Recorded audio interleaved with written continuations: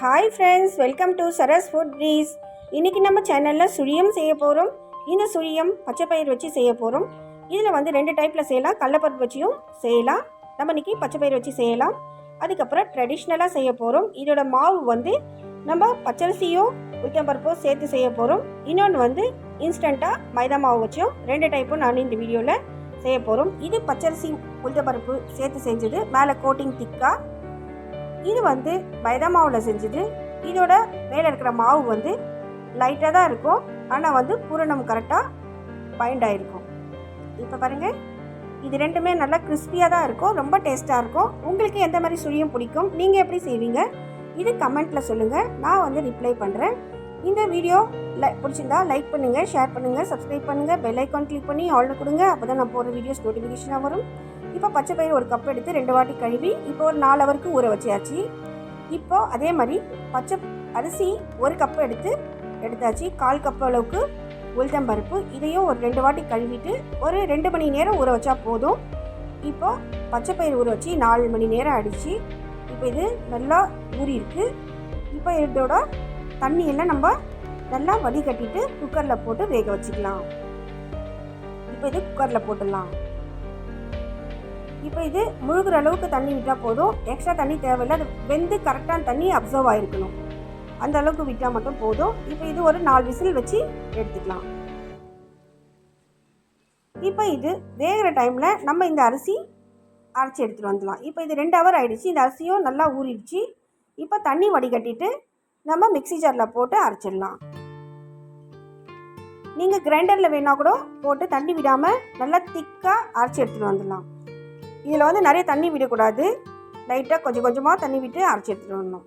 இப்போ பாருங்கள், இது நல்லா திக் பேஸ்ட்டாக அரைச்சாச்சு. இந்த அளவுக்கு அரைச்சா போதும். இப்போ ஒரு பவுலுக்கு இது மாற்றிக்கலாம்.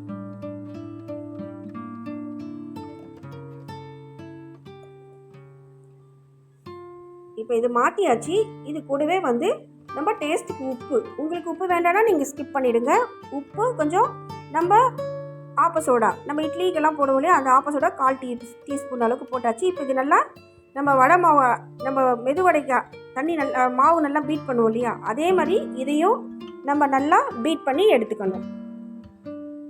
இந்த மாவு வந்து எடுக்கும்போது நல்லா கையில் வந்து நல்லா அப்படியே நல்லா கோட் ஆகணும், அப்படியே பைண்டிங் ஆகிற மாதிரி. நம்ம இப்போ அந்த பூரணத்தில் வச்சு எடுக்கும்போது அந்த மாவு வந்து அதில் நல்லா கோட் ஆகிருக்கணும். அந்த அளவுக்கு மாவு வந்து நம்ம மிக்ஸ் பண்ணால் போதும். மாவு நல்லா திக்காக இருக்கணும். இப்போ இது ரெடி ஆகிடுச்சு. இது க்ளோஸ் பண்ணி வச்சுக்கலாம். இப்போ இதுக்கு பூரணம் ரெடி பண்ணுறதுக்கு ரெடி பண்ணிக்கலாம். ஃபஸ்ட்டு இந்த பச்சைப்பயிர் வந்து வெந்திருக்கான்னு பார்த்துடலாம். இப்போ பாருங்கள், தண்ணி வந்து நம்ம விட்டது கரெக்டாக இருக்குது, அது நல்லா வெந்திருக்கு. இப்போ பாருங்கள், சாஃப்டாக வெந்திருக்கு இது. இப்போ இது நம்ம மேஷரில் வச்சு கூட மேஷ் பண்ணலாம், அப்படி இல்லைன்னா மிக்சியில் போட்டு கூட சாஃப்டாக அரைச்சிக்கலாம். நான் வந்து இந்த கரண்டிலேயே இந்த மாதிரி மேஷ் பண்ணுறேன். கொஞ்சம் பருப்பெல்லாம் நம்ம சாப்பிடும்போது கிடச்சா நல்லா சூப்பராக இருக்கும். இப்போ இது ரெடி ஆகிடுச்சு. இப்போ ஒரு பேன் வந்து அடுப்பில் வச்சுருக்கேன். இது கூடவே நம்ம 1 கப் அளவுக்கு வெல்லம் எடுத்துருக்கேன். இது கூடவே கொஞ்சோண்டு தண்ணி, ஒரு 1/4 கப்புக்கோ கொஞ்சம் கம்மியாக தண்ணி விட்டு நல்லா இந்த வெல்லத்தை வந்து லைட்டாக கரைச்சிக்கலாம். இது லைட்டாக இந்த வெல்லம் கரைஞ்ச பிறகு நம்ம வந்து பாகுபதமும் எடுக்க போகிறதில்ல. இந்த வெல்லத்தில் சப்போஸ் கல் மண் இருந்தால் நம்ம வடிகட்டிக்கலாம். இது நல்ல க்ளீனான வெல்லம், அதனால் நான் வடிகட்டலை. இப்போ இது ஓரளவுக்கு கரைச்சாச்சு. இப்போ நம்ம அதை வேக வச்சு மேஷ் பண்ணி வச்சுருக்கோம் இல்லையா, பயிர்த்த பருப்பு பச்சை பயிறு, அது இதில் போட்டுடலாம். இப்போ இதில் மிக்ஸ் பண்ணிக்கலாம்.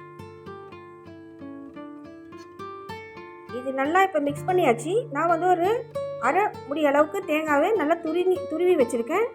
இந்த தேங்காயும் இதில் போட்டுக்கலாம். தேங்காய் போடுறதுனால இன்னும் டேஸ்ட்டு நல்லாயிருக்கும். அதுக்கப்புறம் இந்த பூரணமும் நல்லா டைட்டாகி வரும், வெல்லமும் அந்த பச்சைப்பயிரோடு சேர்ந்து. உங்களுக்கு இந்த தேங்காய் வேணும்னா ஸ்கிப் கூட பண்ணிடலாம். இந்த பச்சைப்பயிர் மட்டுமே வச்சு கூட செய்யலாம். இப்போது இந்த 2 ஏலக்காயை இதில் போட்டுலாம் தட்டி, நீங்கள் பவுடர் வச்சாலும் பவுடரும் போட்டுடலாம். இப்போ இது நல்லா மிக்ஸ் பண்ணி எடுத்துக்கலாம். நம்ம கையில் வந்து லட்டு மாதிரி பிடிக்க வந்தால் போதும், அது ரெடி ஆகிடும்.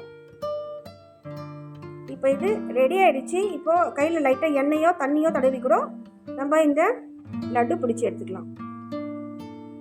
அப்போ தான் இந்த மாவில் டிப் பண்ணி நம்ம எண்ணெயில் பொரிக்கிறதுக்கு ஈஸியாக இருக்கும். இப்போ இந்த மாதிரியே நம்ம எல்லா லட்டையும் பிடிச்சி எடுத்துக்கலாம்.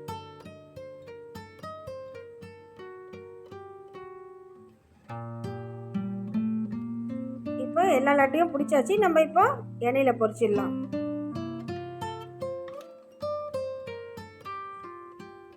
ஃபஸ்ட்டு நம்ம பச்சரிசியும் உளுத்தம்பருப்பும் அரைச்சி இல்லையா, அந்த மாவில் ரெடி பண்ணிடலாம். அதுக்கப்புறம் மைதா மாவு எப்படி ரெடி பண்ணலான்னு நான் சொல்லித்தரேன். இப்போது இந்த மாவு அப்படியே டிப் பண்ணி அப்படியே எடுத்து எண்ணெயில் பொரிக்க வேண்டியது. அப்படியே நல்லா கோட் ஆகிருக்கும் அந்த மாவு. இது வந்து நல்லா திக் கோட்டிங்காக வரும், நல்லா கிறிஸ்பியாக இருக்கும் மேலே.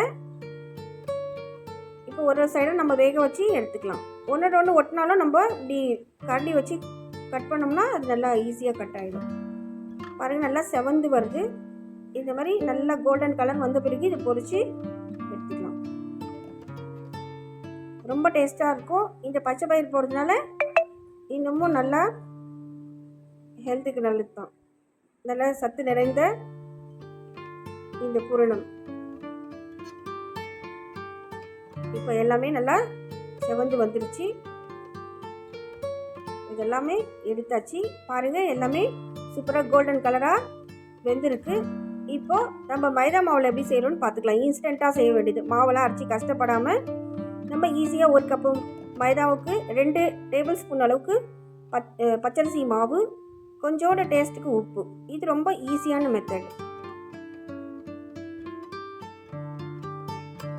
இப்போ இது லைட்டாக மிக்ஸ் பண்ணிவிட்டு லைட்டாக கொஞ்சம் கொஞ்சமாக தண்ணி விட்டு நம்ம இது நல்லா கரைச்சி எடுத்துக்கலாம், கட்டி இல்லாமல்.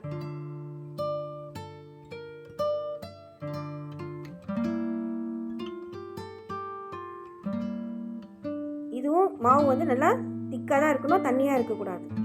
இப்போ இது நல்லா கரைச்சாச்சு. பாருங்கள், கையில் வந்து எடுக்கும்போது கையில் வந்து நல்லா கோட் ஆகணும். அப்படியே கையில் வந்து நல்லா பைண்ட் ஆகணும் அது மாவு.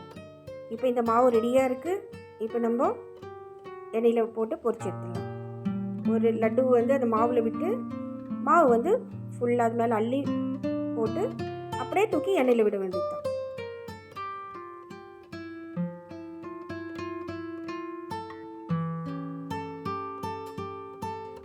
இப்போ இந்த மாதிரி எல்லாத்தையுமே நம்ம எண்ணெயில் விட்டு நல்லா பொரிச்சு எடுத்துக்கலாம்.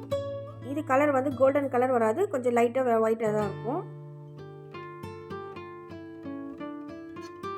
உங்களுக்கு எந்த மாதிரி சுழியம் பிடிக்கும்னு கமெண்ட்டில் சொல்லுங்கள். நான் உங்களுக்கு ரிப்ளை பண்ணுறேன். நீங்கள் எப்படி இந்த சுழியம் செய்வீங்க அதையும் அந்த கமெண்ட்டில் சொல்லுங்கள். இப்போது எல்லாமே நம்ம ரெடி பண்ணியாச்சு. 2 டைப்பில் உள்ள சுழியம். இப்போ நான் ஒவ்வொன்றா உங்களுக்கு பார்க்கலாம், உடச்சி காமிக்கிறேன் பாருங்கள். இப்போ பாருங்கள், இது வந்து ட்ரெடிஷ்னலாக நம்ம செஞ்சது. பச்சரிசி மாவும் உளுத்தம்பருப்பு மாவும் வச்சு அந்த ஓரம் வந்து நல்லா திக்காக இருக்குது பாருங்கள். நல்லா கிறிஸ்பியாகவும் இருக்கும் நம்ம சாப்பிடும்போது. இப்போது இந்த மைதா மாவில் செஞ்சோம் இல்லையா இன்ஸ்டண்ட்டாக, அது வந்து உடச்சி காமிக்கிறேன். அதையும் வந்து நல்லா கிறிஸ்பியாக இருக்கும், உள்ளவும் வந்து நல்லா சூப்பர் டேஸ்ட்டாக தான் இருக்கும். இது வந்து ஈஸியான மெத்தட். நீங்கள் சுழியம் எப்படி செய்வீங்க கமெண்ட்டில் சொல்லுங்கள். இந்த வீடியோ பிடிச்சிருந்தா லைக் பண்ணுங்கள், ஷேர் பண்ணுங்கள், சப்ஸ்கிரைப் பண்ணுங்கள், பெல் ஐக்கான் கிளிக் பண்ணி ஆல் கொடுங்க. அப்போ தான் நான் போகிற வீடியோஸ் நோட்டிஃபிகேஷனாக வரும். Thank you friends. Tata bye, see you.